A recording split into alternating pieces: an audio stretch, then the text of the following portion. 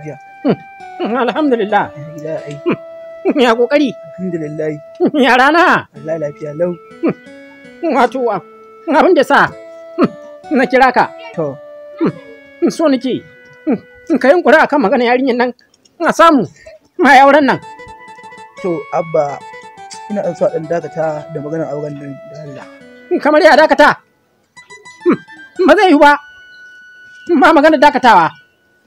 Kuma ni da kake gani na fi ƙarfin gidana sai abin da na ce. To don haka abin da na faɗa shi za a yi. Gaskiya ne abba amma gaskiya muna ɗan samun misunderstanding da ita yarinyar ne shi yasa na ce a ɗan dakata in muka gama fahimtar juna sai a san abin da za a yi. Babu sauran fahimtar juna tsakaninku. In kwa ƙara daidaitawa a cikin gida idan abin ya gagara ka riga kira na. To abba shikenan ba matsalan Allah yadda. Ko kai fa? To yawa hanzarta. Za a gaya mana iskanci mu da muka zama Legas.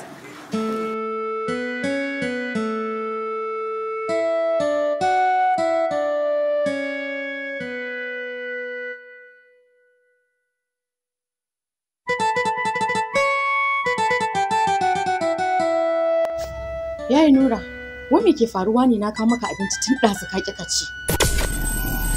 tabbas akwai abin da ke damuna amma it's a personal issue bai dame ki ba bai shafe ki ba. Amma ina ganin ai damuwarka ya kamata ta zama damuwata ko banza? Ai ni sirrinka ce. Haka ne kanwata kar da ki damu. To shikenan, in har baka so na damu, to ka ci abincin. Ke ba matsala.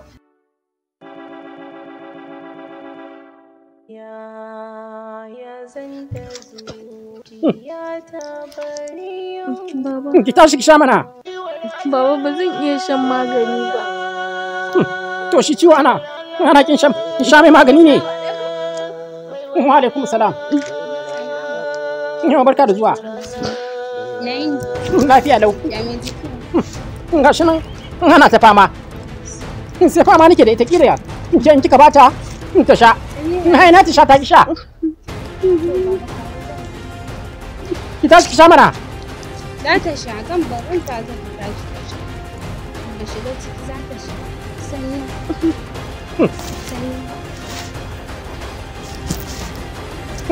Bayan ga shan. Za ta sha abba. Abba ka shiga ciki zan sha. In shiga ki zubar? A'a abba ba zan zubar ba zan sha. Allah sauki. Yarinya kin samu kura ta lafiya ne. Amma da ne. Na ni zan sha miki.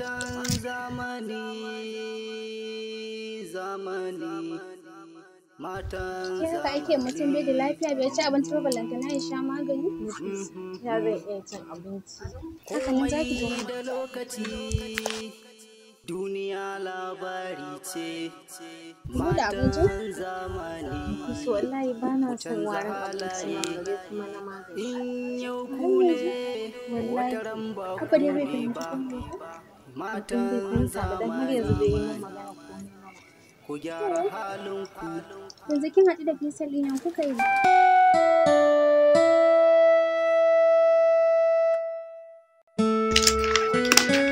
Soyayyen labai, ina muku congratulations. Na me? Saboda matarka tana da ciki. Mene? Sai matarka tana ɗauke da juna biyu. Kare dubawan. Hanya ba yi musa hawa kuwa? Sayan kawai shi ne sakamakon gwajin da muka yi wa Samira Ahmad kuma shi ya tabbatar mana da cewa tana ɗauke da juna biyu. Ku tuma buro ba?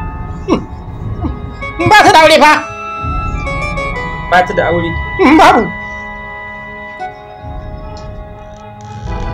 Wannan shi ne na sakamakon gwajin ta. Saboda na Kai! ka tana ɗauke da ciki. Ina! Ba ta da ciki. Shakka ba ciki. Inda ba aljani mata ba. Hakan inda ba aljani mata fyaɗe ba. Amma ƙarya ne. Yayin da kokon gida ba ta fita. A ce mata ciki. Wa mata? Kai tun da kake ka taɓa ganin da aljini ya ciki. Saboda haka dai wannan shi ne sakamakon gwajin nan da ya gyara cikin tana ɗauke da ciki. Ke me gaskiya abin da ke faruwa? Ki ga menene? Wa miki ciki? Amshi. Ina tambaya. Wane? A'a bari.